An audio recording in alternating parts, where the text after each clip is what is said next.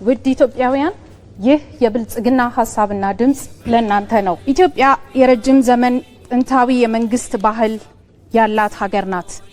ሆኖም ይህ ልንኮራበት ይገባ የነበረ ታሪካችን ከሀገረ መንግስት ምስረታና ግንባታ ጋር ተያይዘው በሚነሱ ጫፍና ጫፍ የቆሙ ነጠላ ትርክቶች ምክንያት የእርስ በርስ ጦርነት፣ ድህነትና ኋላ ቀርነትና ፖለቲካዊ ያለመረጋጋት መገለጫችን ሆኖ ቆይቷል።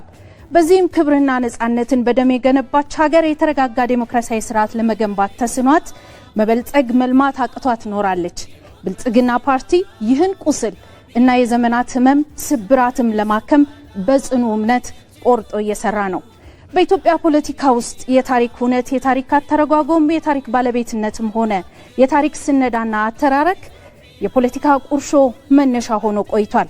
ፓርቲያችን ብልጽግና ከታሪካችን በብዙ የተጻፈው የፖለቲካ ታሪክ ቢሆንም የህዝብ ታሪክ በቂ ስፍራ ሊሰጠውና ሊጠና እንደሚገባ ያምናል። በጎ ታሪኮችንም ጠብቆ የማቆየትና የማጎልበት አቋም አለው።